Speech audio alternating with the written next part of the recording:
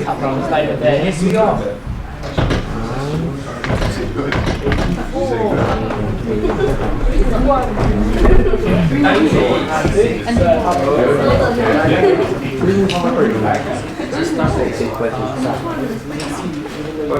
This morning,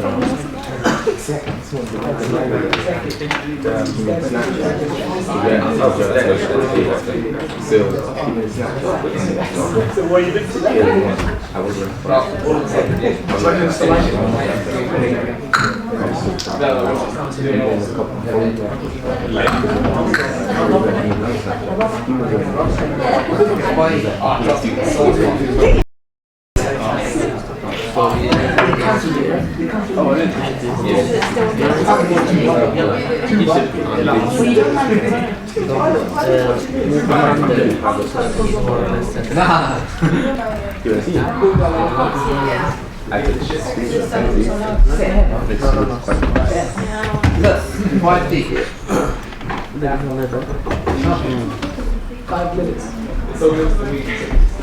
Why did you do that? 20 minutes. 20 minutes.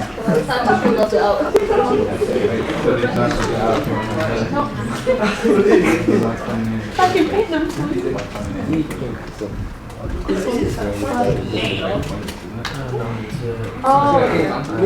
The guy he does Tomorrow. he's an old man.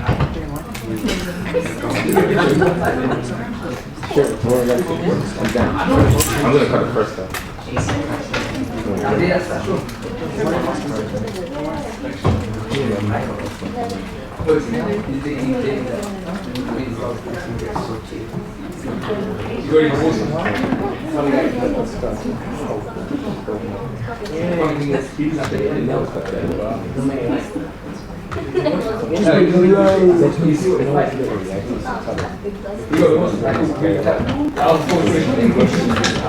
And she wanted to find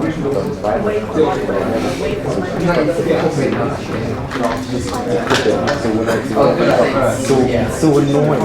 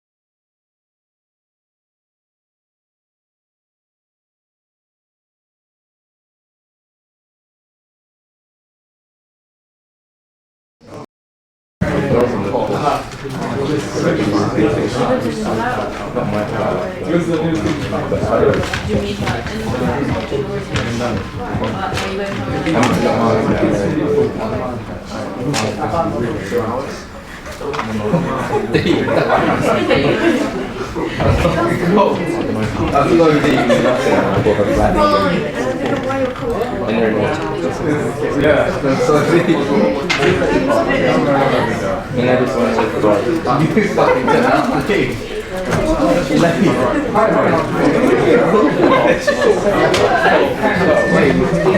I didn't know the correct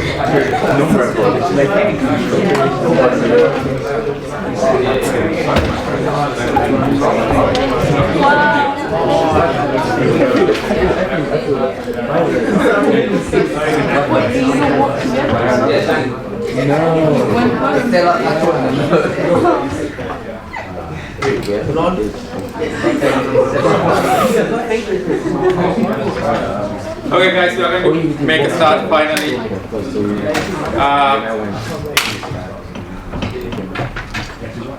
So what did we discuss last week? E-commerce. What is e-commerce? Buying and selling online. So it could be buying and selling to do with customers or businesses. So it could be B2B, customer to customer, or customer to business. And have you had a look at the activity? It was I think JC enabled it like even a couple of days before I did the lecture. Last week. Yeah. Okay, cool.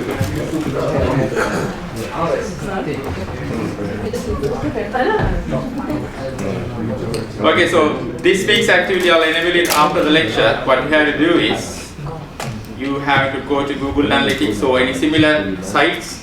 I'm going to show you a couple of them, and you have to think and just discuss about the availability of data on the internet.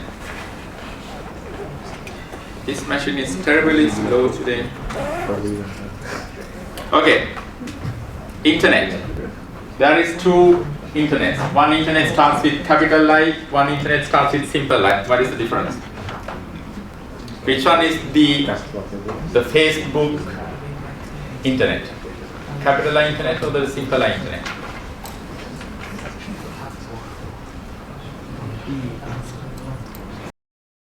Usually capitals, we start nouns with capitals, don't we? Your names usually write with capitals. So which one could be the web internet, World Wide Web internet? Capital internet or simple internet? Just take a guess, it's only two. Very good, well done. The reason is, so when they started researching about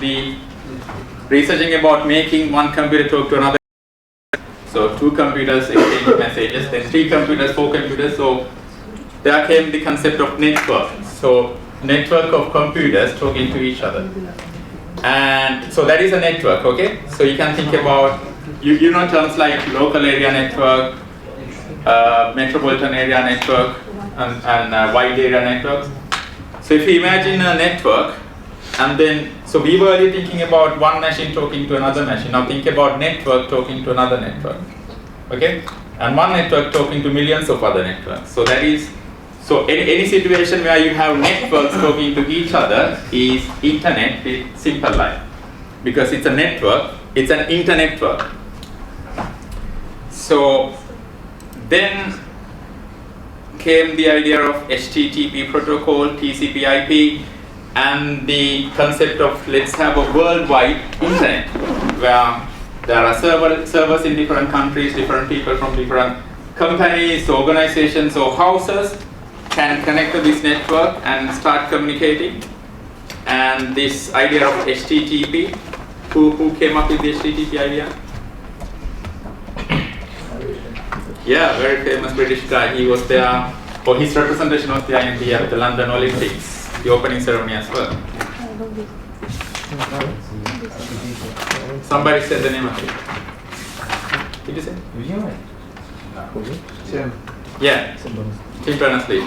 He's the one who came up with this idea of having an open protocol where two computers can talk to each other, and then it became, he made it available freely, so hence the internet idea of the concept of internet came about, and that's why we are pretty much connected to internet. So if we decided to patent it or charge money, we won't be having this kind of an internet that we have at the moment. So internet with big I is the noun we use for this whole millions of computers we have around the world connected through servers, okay? So another idea you need to get from that is idea of having what's that?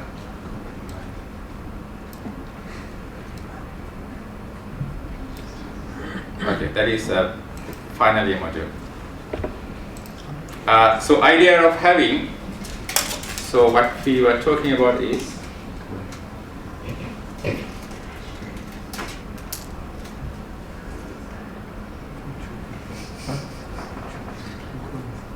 internet versus internet. The fact that it is so that is a network, other network, other network connected to each other. So that is this kind of an internet. And if we have this globally,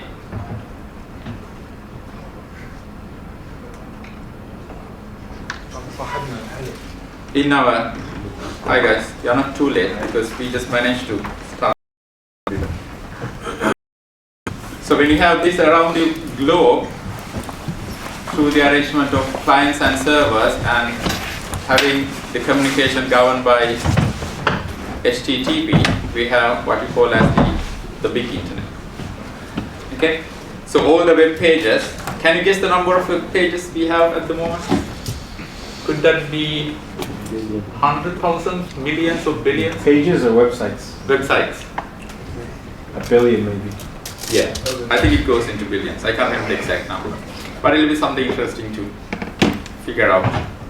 And if you go into web pages, and some web pages are available only for certain groups, so there could be some intranet pages or publicly available pages. Anyway, so the idea of having the internet, and internet means people are communicating with each other, and there could be so many things. There could be things like news websites like BBC or university websites like Kingston, and social media sites like Facebook, Twitter, YouTube kind of websites. Anyway, billions of people accessing the internet every day. So every time you do a click, there is some data, because when you click on something, we can potentially record who clicked, from which country, on what, and how long you spend there. So that is data, okay? That is some valuable information for somebody. It could be for your own good, or it could be for the good of another company. Anyway, that is some valuable information, especially if you are an online seller. You can probably make very good use of it, so that you know what you can identify what kind of people come to your shop, how long do they, what kind of duration they spend, what kind of areas they visit, what kind of things they find attractive, and what kind of things that prompt them to buy something. Okay? So if you are a company that sells things, you're using a product catalog, you might be interested in somebody buying something through their shopping cart system and making a payment. Or you could be having a website. Guys, listen. You could be having a website where you have made some articles available. So in that case, what could be a successful transaction? Because we just have some articles. That's true. What could be a successful transaction? Because you are not buying anything, or you are not asking anybody to buy anything. So how would you define successful transaction in that kind of a scenario? So let's say you are a consultant who has expert knowledge on e-commerce, and you have your own personal area, website, and you have made some e-commerce related articles available. So what would you want your visitors to do? They're not going to buy anything because you're not going to sell anything. It's just information. How would you define a successful transaction inside double quotations? So you could be having a library of articles in your website, and then as a consultant, what you need is have a reputation, so more people who want to learn about e-commerce will come to your website. And what you want them to do is actually go to an article and read it, isn't it? So it could be spending considerable time on the web page or downloading that article. That is a successful transaction in that context. If you are a company who is making some software available for people to download, and some of the software could be open source, so as a result you would be happy to make it freely. So in that case, a successful transaction is somebody coming, finding a software and downloading it. Yeah.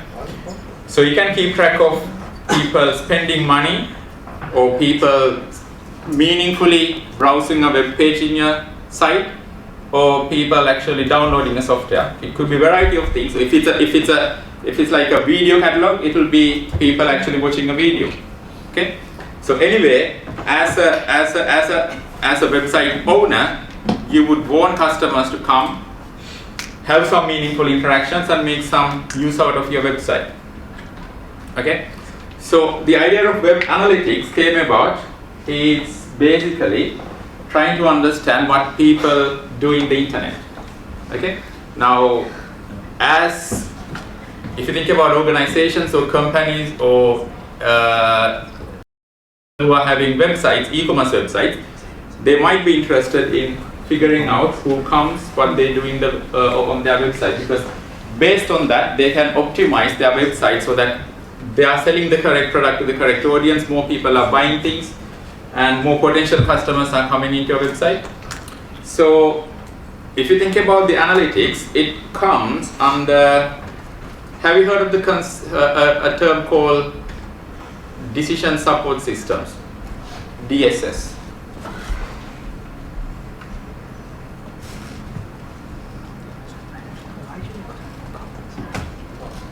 Decision support system.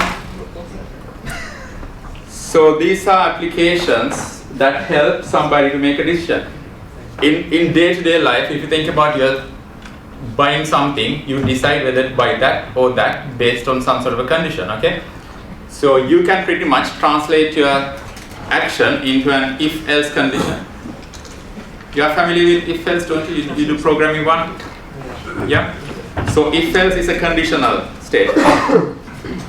What are the other statements you know? So there are three things that can happen in a program. You can have an if-else, or you could have for loop, while loop, which defines iterations, and you can have sequential execution where you do something after another. Everything to do with programming, every language, all the complex concepts can be mapped onto these three very simple patterns. Okay, so decision support system helps you to make a decision by analyzing a situation. So if you are let's say you are a consultant and you are seeing a patient and you want to decide what is the problem this particular patient is having. And there could be number of things in the literature, number of things in the in different articles. And as a human, you can't think about all different possibilities, compare them, and based on that decide, is this patient having disease A, B, or whatever the disease out of possible millions. So a decision support system could help a consultant to make the decision to do the correct diagnosis based on the provided data. So based on the blood pressure value, cholesterol value in the blood, or pulse rate, it will guide the clinician to make a decision. So this kind of systems we make, we name them as decision support system. And there are decision support systems that help businessmen to make decisions. How to promote something, whether to introduce a new ad campaign, whether to buy a little company under your big organization, whether to open a new branch in an area, a new branch in another country, whether to hire more people, whether to fire some people. So all those of things come under, do you know what BI stands for? You will start hearing this a lot in your second year. And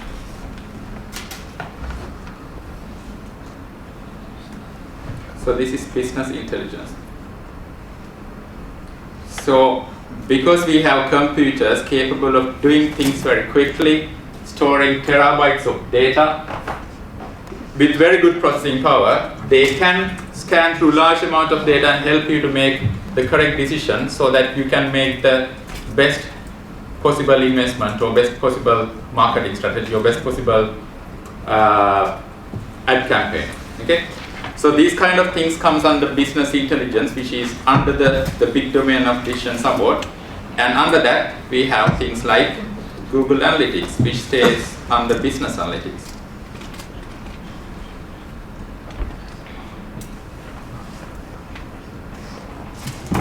Okay, so business analytics, things such as, an example is Google Analytics, they help us to understand what happens in the internet so that we can understand what are the best way to market our website, restructure our website, or promote our website. Okay, so in e-commerce context, we do web analytics to understand the behavior of the visitors to your website. So this is what I mentioned earlier, decision support systems. Under that we have business intelligence systems, under that we have business analytics, and Google Analytics is a quite good example for using this kind of analysis framework on the internet, the big internet. Okay. So few other concepts, you might have covered this during your A-level ICT or computing if you have done. So we talked about the internet with big guy and the little guy, and then the other thing is TCP/IP. Do you know what it stands for? Transmission Control Protocol. Internet protocol. In normal English, what do you mean by a protocol?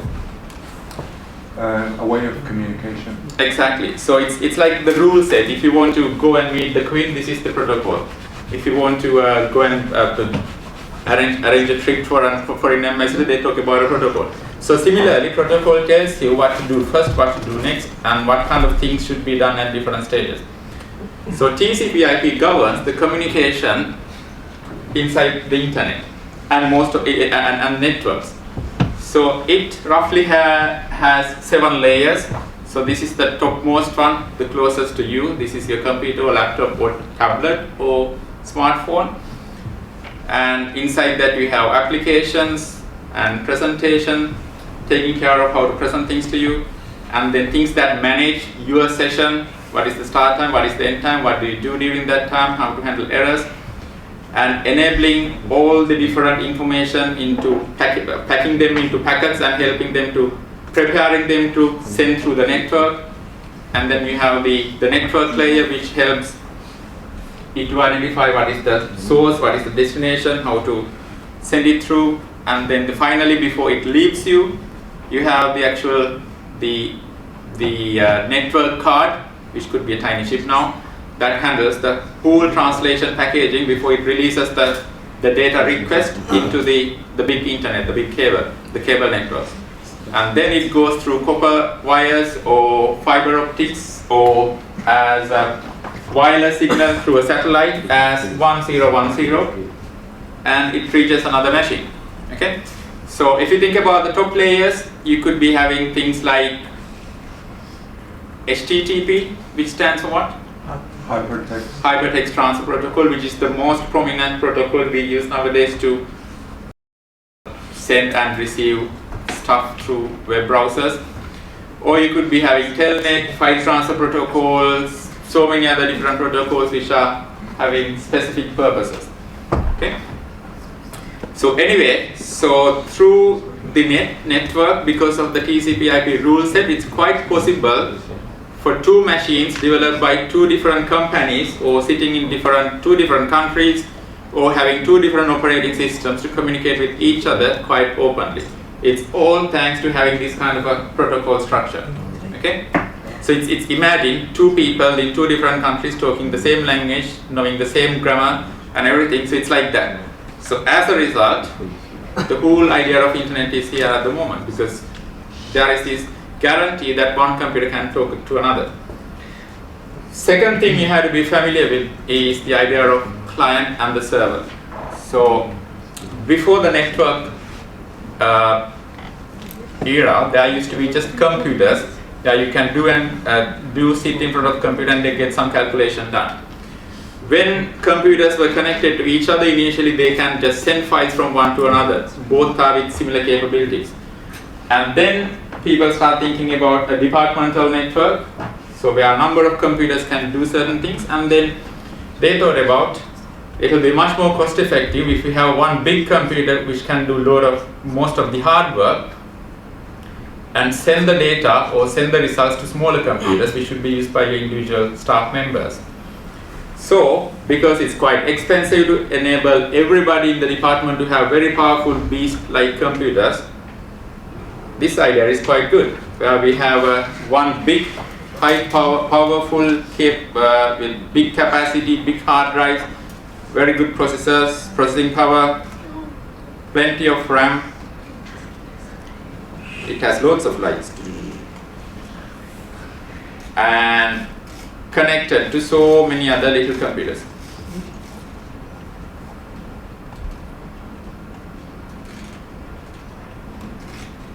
There are different arrangements, like there are things like thin client, thick client approaches. Thin client means you do very little processing at the client end. Most of the processing is done by the server. Where there are thick client approach, where you have some processing capabilities at the client and the rest done by the server. Anyway, so the idea is you have computers asking questions from the big beast, and big beast supplying the little people answers. Okay? So client and server architecture basically means a computer is there serving answers to the client. So the client is the one who comes with questions, server has the answers. And then this became, so this is there are a number of generations, 2T architecture, 3T architecture, and NT architecture. So there are a number of servers that appeared. One is capable of, so this could be a web server, and there is another one specialized in serving web pages. So web server, another one is specialized in doing some complex calculations, processing. So application server, and there were another server attached to it.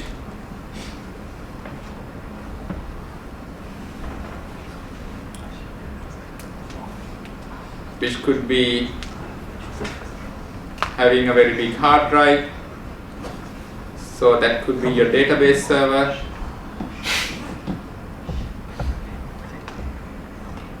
So server side also became so much more specialized to do certain tasks. And the whole idea is making this client and server communication very productive and cost effective.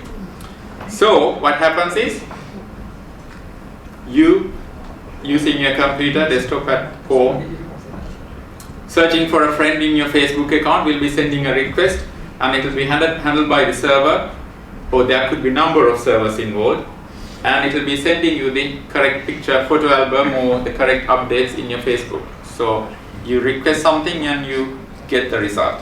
Okay? And the second thing is, so that is the client server architecture, and the other idea is HTTP. So hypertext transfer protocol, which governs how web pages are sent through the internet or a network. And there are some quite good features. Some might look them as disadvantageous features, but there are some good features that enable the HTTP to open up the internet like what we have now.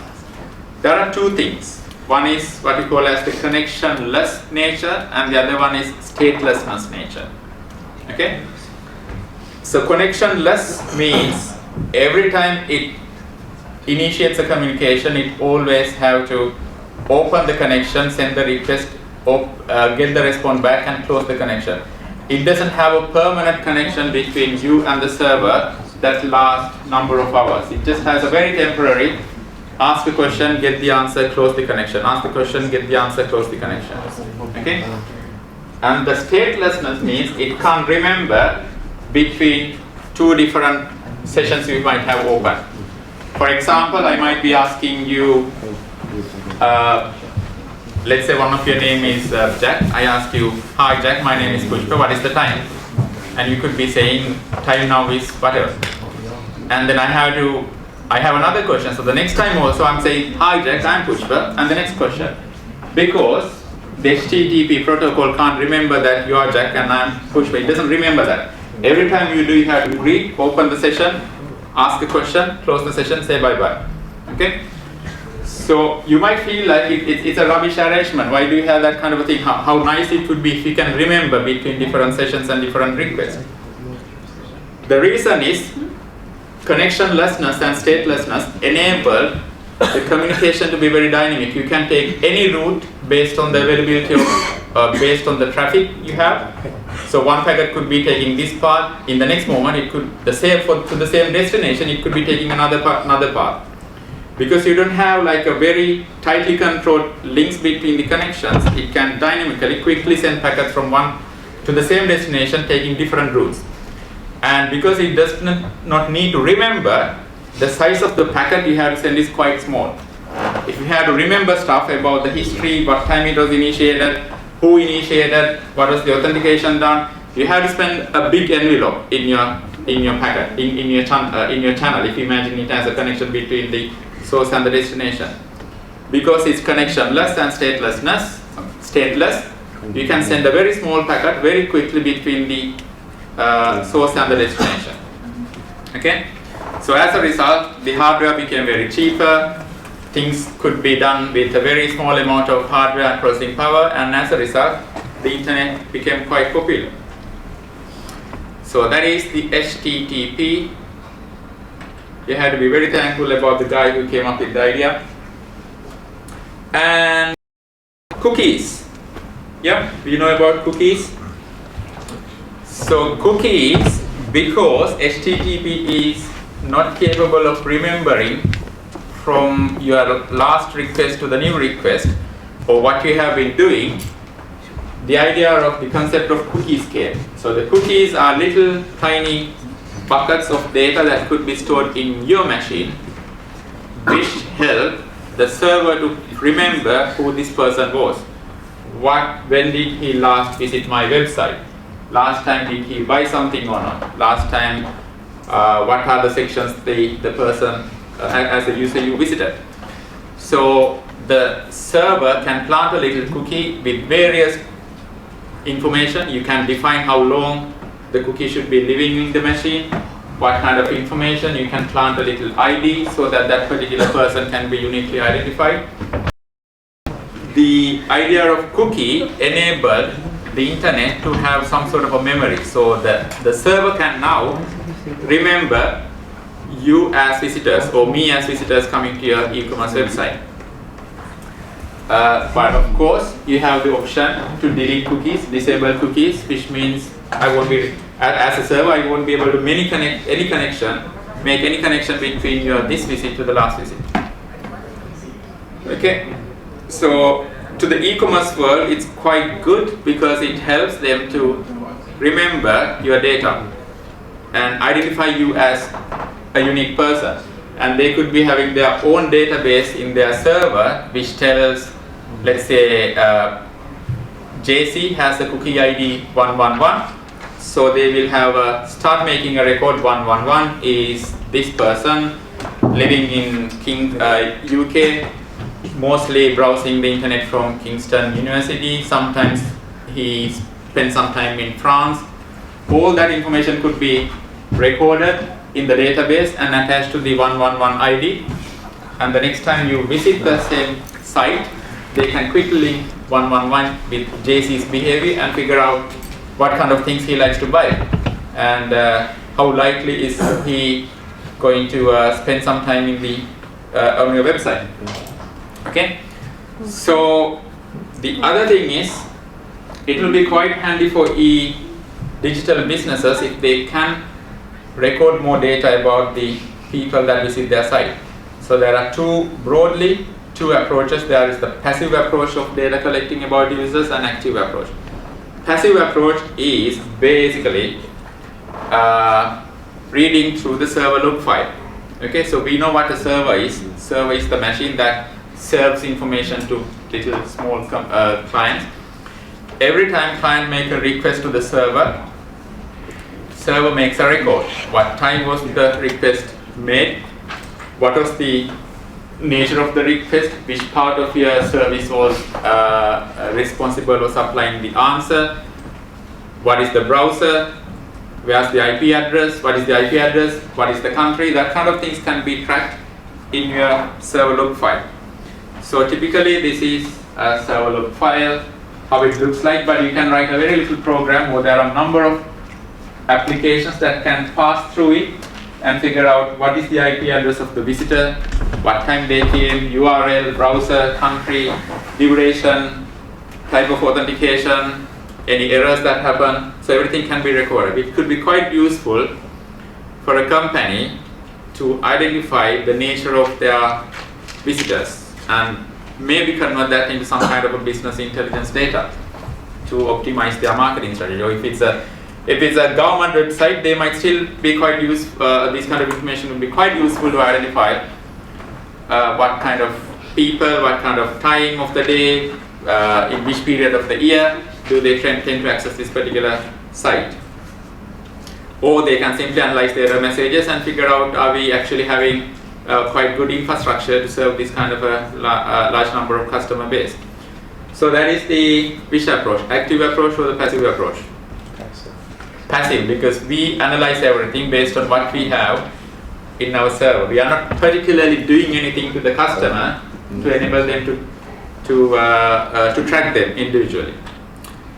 So the second approach is the Google Analytics kind of approach, where you have typically a little JavaScript program that invisibly put a tag on the user so that particular person can be actively monitored over a lifetime, okay, or over a certain period, not a lifetime. I mean lifetime in the sense the way you define it.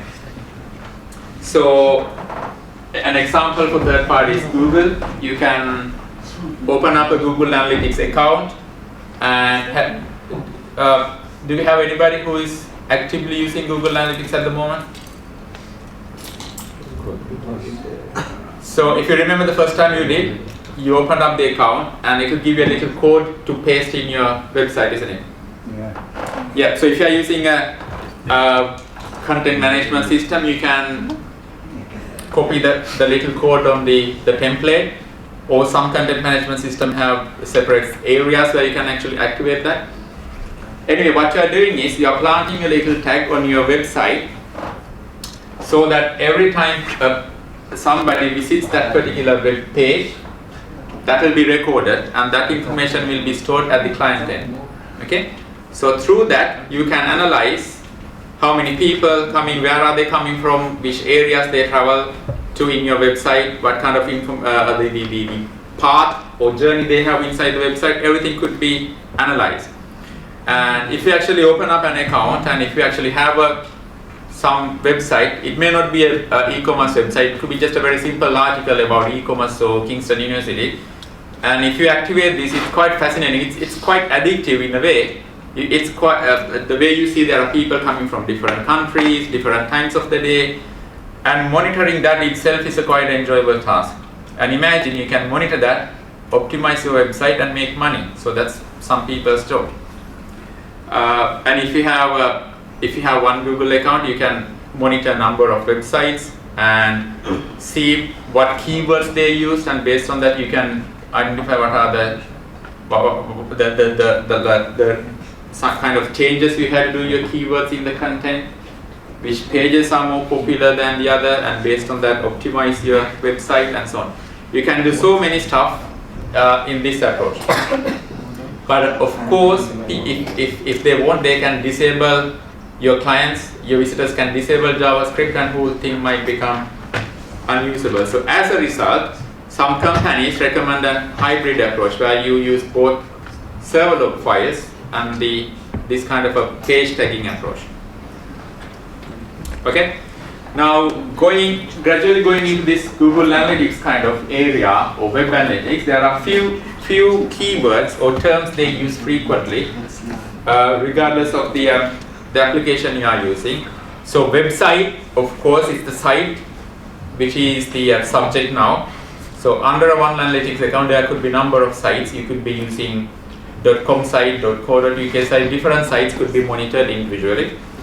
And when it comes to the people who are clicking on a URL and coming to the website, there are a number of things you could be interested in. One is figuring out how many unique visitors.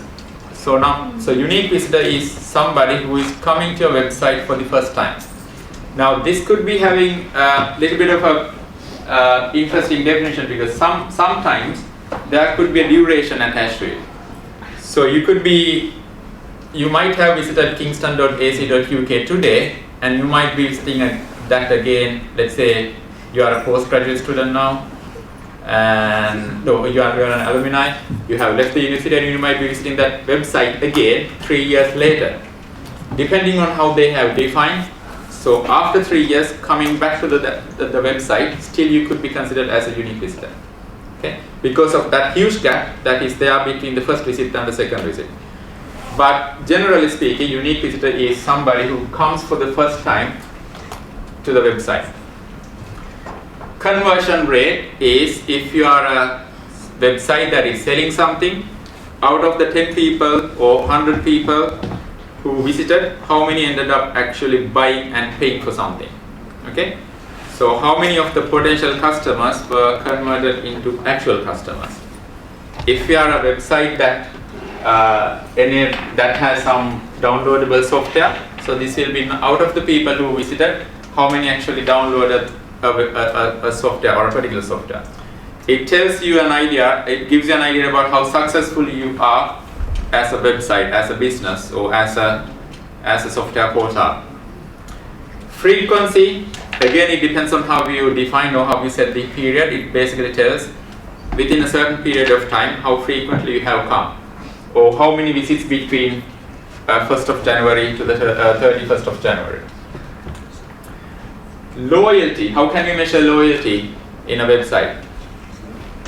So especially if you have the cookie, you can figure out how many times Mr. Simon Smith has visited you. So if there are repeating visitors, that means you can get a sense of loyalty in your customer base. Okay. Recency, it basically tells you how many days since your last visit. Attrition tells a little bit about how successful you are as a business. So earlier there were 10 visitors and 8 of them have ended up buying things, and now it has become a little bit less. Or how repeatedly, for example, let's take Mr. Simon Jones, they visited your website last August and ended up buying something, visited up again in January and ended up buying something, and visited again in February, didn't buy anything. So if you can track that, that tells you how successful you are in keeping a customer and constantly enabling that or prompting that customer to buy something. Okay. Abandonment rate, it's basically about, there is a popular term called shopping cart abandonment. It's about the journey a customer would be making in your website. Let's say you could be a flight booking website and you could be having first stage of, what do we do first? We select the starting airport, destination airport. What next? Date. Return flight or one-way flight. And number of people. And it might say we want to buy a hotel room as well. Or hire a car. Yes or no, whatever, and you pay money. Okay? So let's say there are 8 stages in your customer journey, the way you have organized in your system. And if you can track how many people are spending these at different stages, so if it's a very successful, nicely done website, you should be having 10, 10, 10, 10, 10. Every stage there should be 10 people. If that is the rate, that is perfect. So that means every time a person comes, they ended up going into all the stages and successfully making a purchase. But in real life, that is not the case. Most of the time you have very large number of people over there, and the number of people who actually make their way to the very end is less. So 9, 8, and let's say over here it's like something like 6. Okay. So what do is you get this value, put it there, and you get that value and put it there, and that is the rate. So it's 0.9, and as an equation what we do is we say 1 minus 0.9, that gives you your abandonment rate. So out of the number of people, you can compare, so it can give you an idea about how successful your stage 1 is, successful your stage 2 is, 3 is, and based on that it can give you an idea about have you actually organized the journey in the best possible way. So if you can see a very good number here, 8, and suddenly it goes down to 3, then you know there's something in between these stages. So it could be a good idea not to market a room during the initial flight booking stage. Okay, so that kind of a number, so it's a quite good quantitative way to figure out how successful you are in terms of providing the journey or facilitating the journey to a customer. Session, okay. So every time you open up a browser and go to a website, it could be starting a new session, and so every time you are actively doing something, your session would be live. And sometimes they might define a timeout period for the session. Anyway, that stream of activity you do is one session. And a session could be monitored at the client side, so that is the client side session. And if you have done PHP, you might be familiar with things like defining session variables and storing values there, using that to identify somebody, whether somebody is logged in or not, and so on. And you could be having similar information stored at the server side as well, so we call them as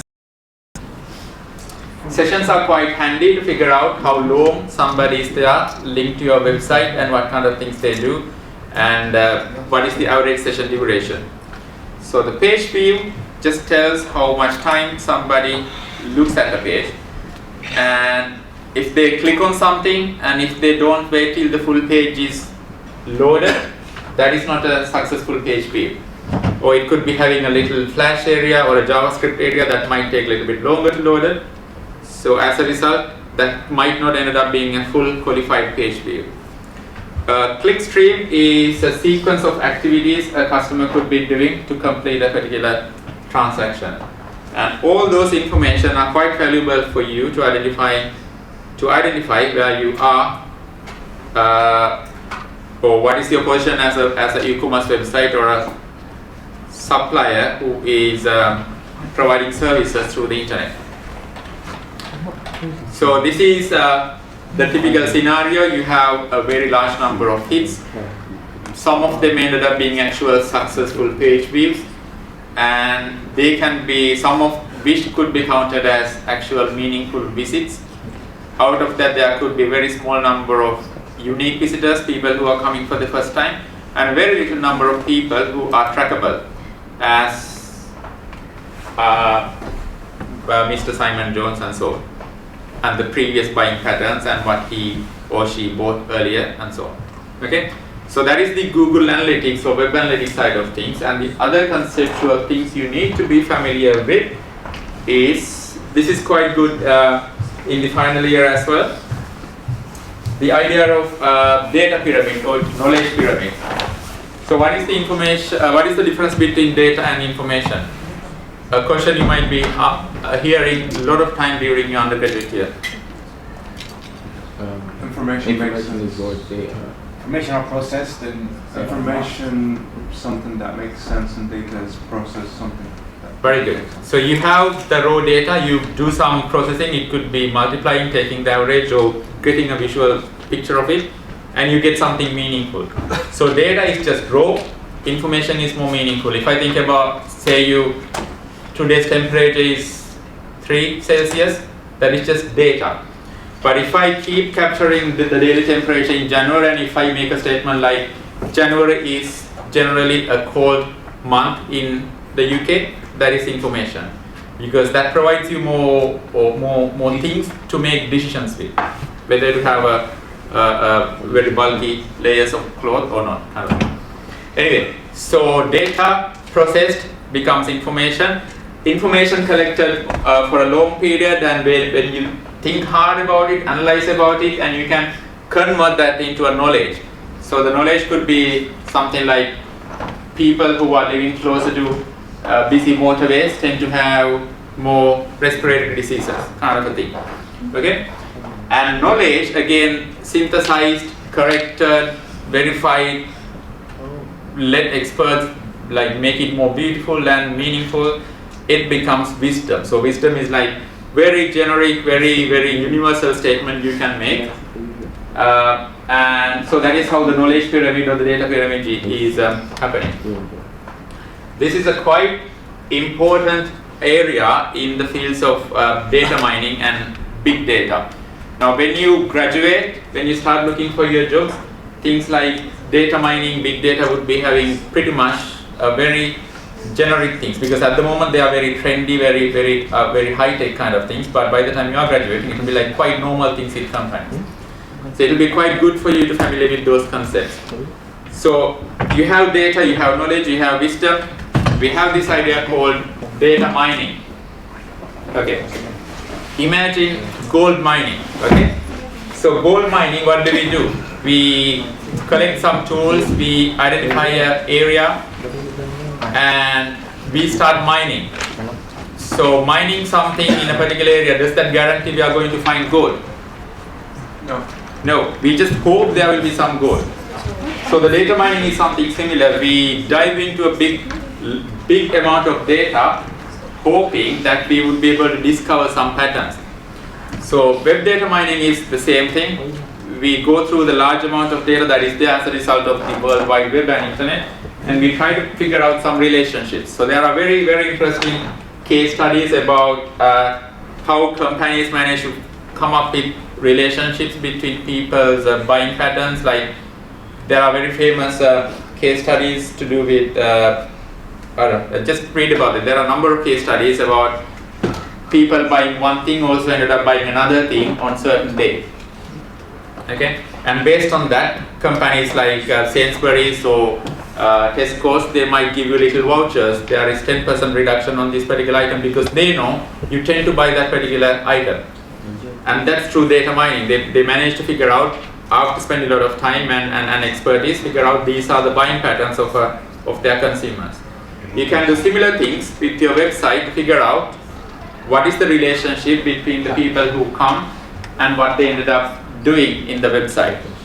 So the simplest form, now data mining has huge advanced statistics, artificial intelligence, neural networks, all those kind of things involved. But if you think about it, it's all about finding this a value for this F number. Okay? So if you imagine this is what actually happened, and this is the some sort of an K thing that was the input, and what is the actual relationship between the, what helps you to identify whether that customer actually ends up buying something or not. What is the value we can put into the middle? Okay? So if you know the F number, you can exactly figure out is that person going to end up buying something or not. Most of the time it's quite difficult to figure out, but you can make a very good judgment based on the available data. Every minute of the day, this is what's happening. You have people upload 48 hours of YouTube videos. People email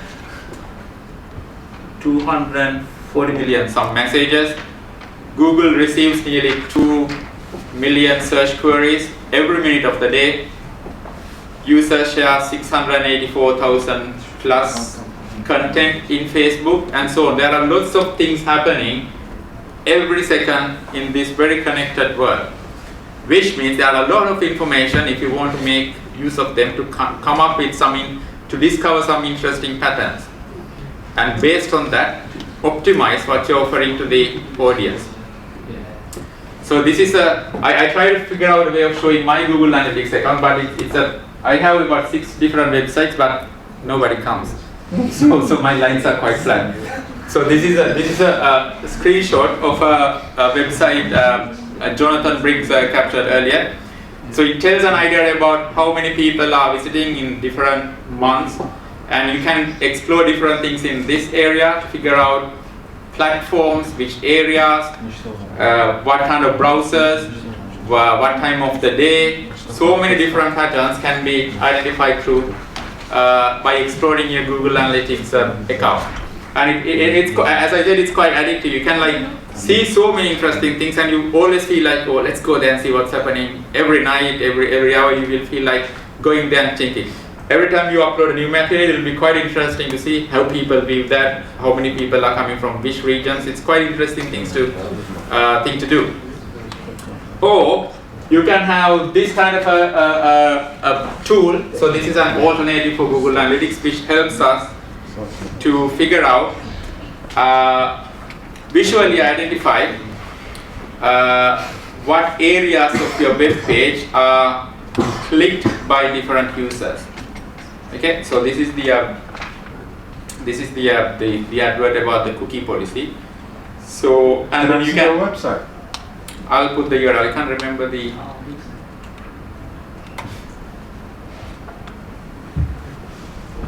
I can't remember the name. Can't remember your own website's name. No, this is not my website. This is an screenshot. I got it from Jonathan's lecture. I visited this website today. Actually, I can't remember the name. So anyway, so this is a layer that is printed on top of. So what you see over here is your website, and then this is the part of the interface, which pretty much is doing a layer over your interface, telling which parts of the website is more popular, or what kind of interactions are there. We can do this. Let's go to SimilarWeb.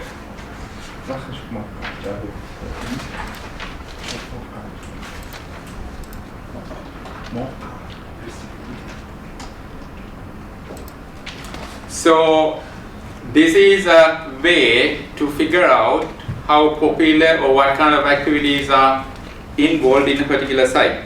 Let's say Kingston. You try your website. Oh no, It's probably no one visits. He said it. because if I type it, you're gonna visit it, and I don't want you to visit it. Actually. Why? Why? You just said you don't have users coming to your website. Maybe we can. Because I want to finalize it. I don't want to, because the materials are public, but it's not finalized. So as a result, I don't want you to see a half-done project. Are you a perfectionist? Yeah, which is a mistake sometimes. Okay, so how look at this? How many people? So the ranking is, I don't know how the ranking in the university higher education sector, but anyway, so 26,305 is the ranking. It has gone up, which is good. In United Kingdom, 1,799, again gone up. Career and education, which is the area we want, it has gone down, unfortunately. So desktop applications using desktop browsers, 1.5 million visitors estimated, and spending about 6 minutes in average, 7.27 page views. Bounce rate, what is bounce rate? Number of people who come and just leave without doing anything meaningful on your website. Spam. Huh? No. You got spam. Yeah, I mean sometimes they click on the link and they don't wait till the whole page appears. They might go back. They open the website. Yeah. Like they bounce. I know.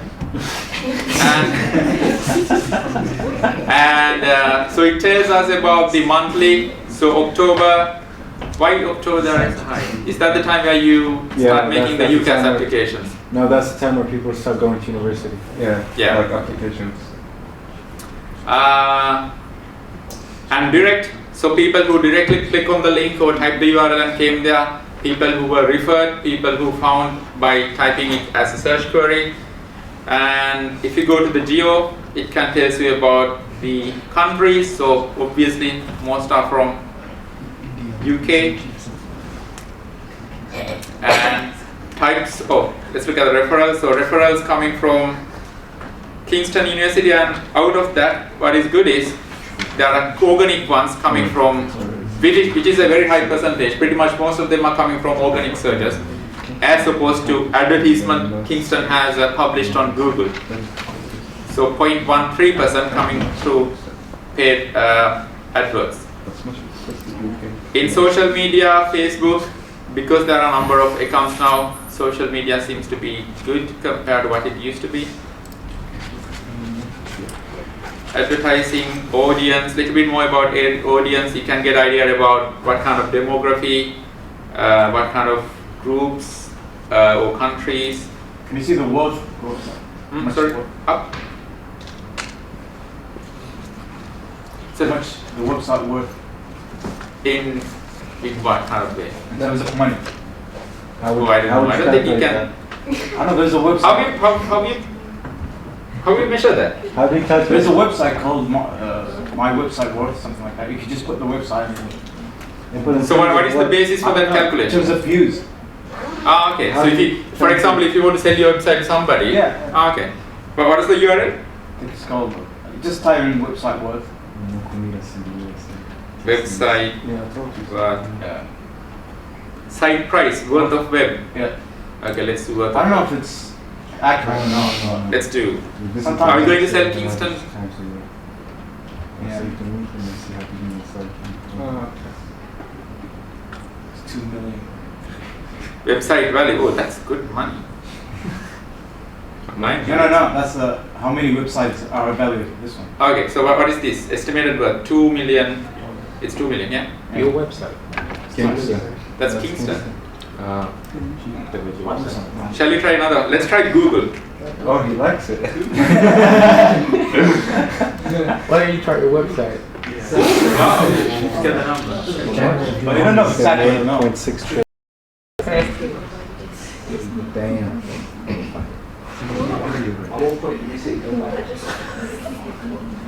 Okay, I'm gonna try one of my websites. What does it measure? How do you measure views?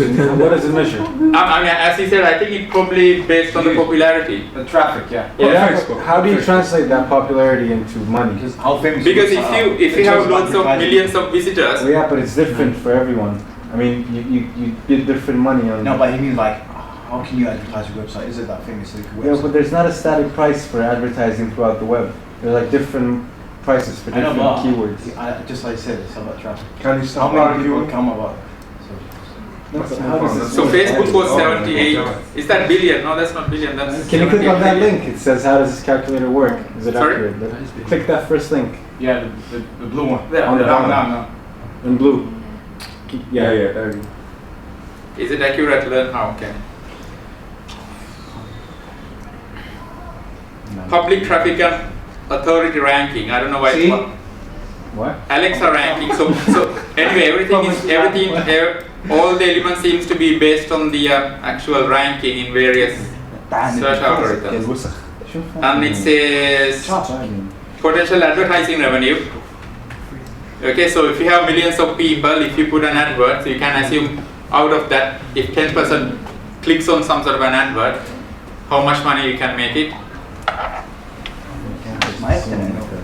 So it may not be like totally accurate, but it helps you to get some sort of a rough idea about. Okay, I'm going to type my website.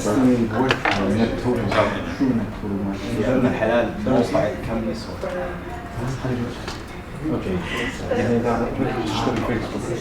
Why are you hiding it? I'm typing my website. Why are you hiding it? I don't want you to go there. We're not gonna go there, don't worry. I promise we're not going to go. Education.co.uk. You can't see it for yourself. You don't even see it. Wait, I see it anyway. Pushbutton.me.uk. It's even telling me to check my spelling. No, but I can see your website anyway. Pushbutton. It's pushbutton.me.uk. It's right. Yeah. How much is it though? 0. Yeah, it can't even recognize. Probably something like Worse than at the moment. That's okay, don't be disturbed. I'm very sad. Anyway, so that is a good way to figure out where you are at the moment in a ranking, and see how your competitors are. I think there is another website that tells you. Do I have a screenshot? No, that tells you how your particular website compares to another website in your same domain. For example, if you are somebody selling special artworks, it will tell you how other artwork sellers are compared to your position.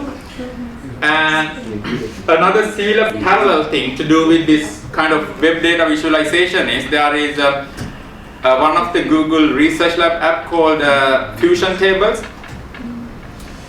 That helps you, if you want, you can select different data sources and convert that into some visual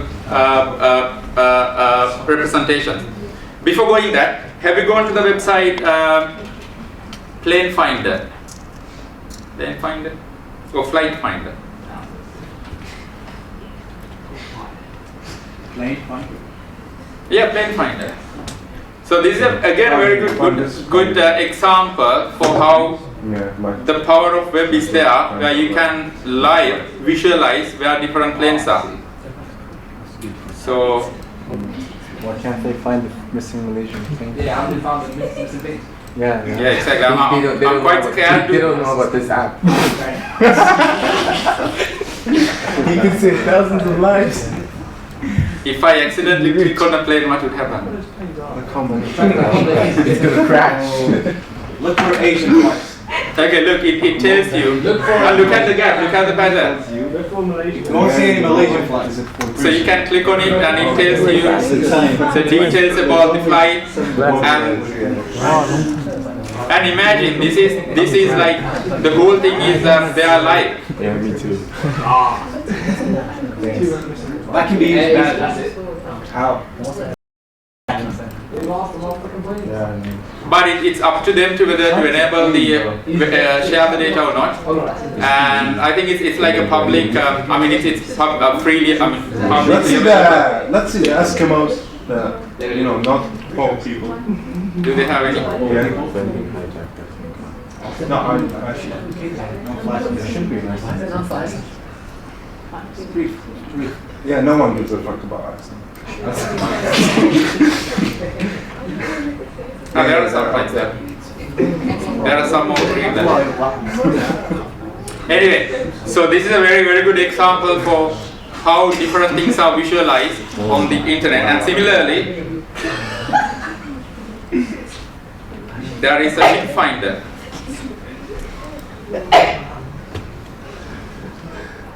And it can visualize where different ships are at the moment. Ships? Shipfinder.com.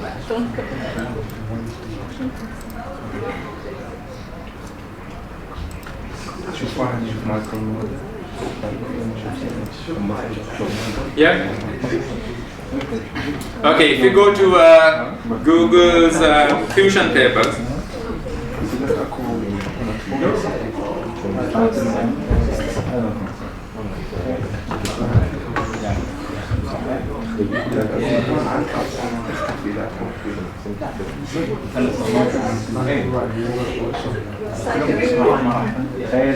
تخيل تروح تدخن شوف هذا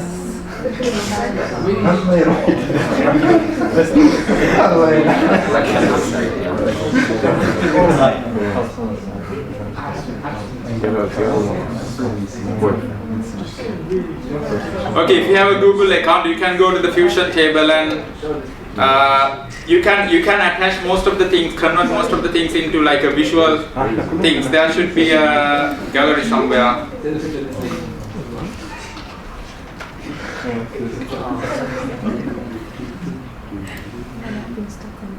Okay, so for example, if we go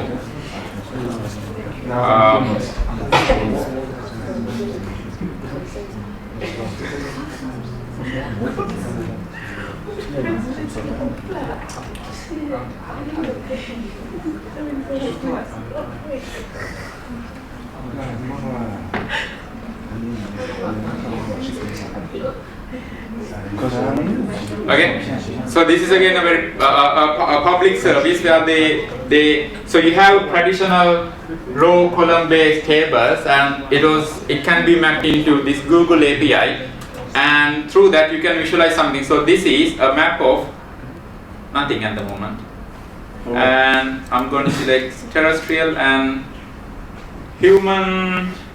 Let's say number of bird species. Birds.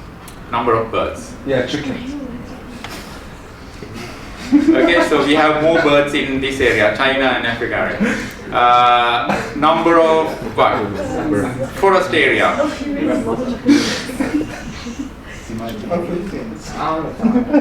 Population density.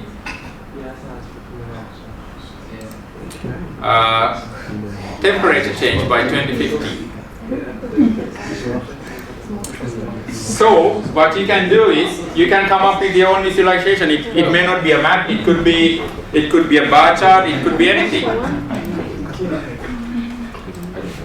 Like this is quite interesting. This tells how. What are they? These are the cables we have on the sea bed. How cables are connecting different continents and How do they connect them? huh? What do they use to connect these things? I'm assuming they have fiber optic lines going, so they're like very humongous cables that have probably thousands of lines inside them. They're called submarine cables, so they are laid on the seabed. And so most of our internet traffic actually, rather than going through satellite, they go through these, and they are quite high speed. And I think there are 2 of them between UK and France. Oh no, actually there's more than. Yeah, there are a few actually. So these are all the satellite cables that connect UK to the rest of the Europe. This one starts from Brighton.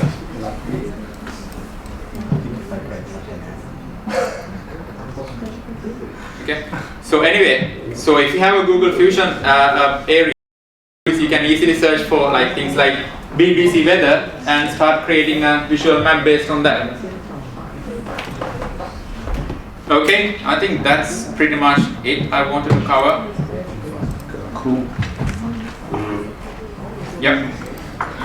So the message is there's plenty of like billions of data going everywhere because of the internet, and as a business or as a user, how to make the best out of it. So as a user, you may want to like visualize things and gather new knowledge, learn about an interesting area, or share your knowledge. Or as a business, you would be interested in making the best out of potential visitors to your custom website. Okay?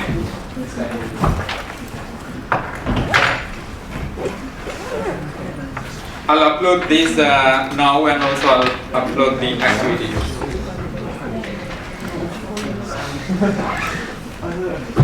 Okay, thank you very much guys, and all the best to the rest of the year. And I'll be seeing you in 30th.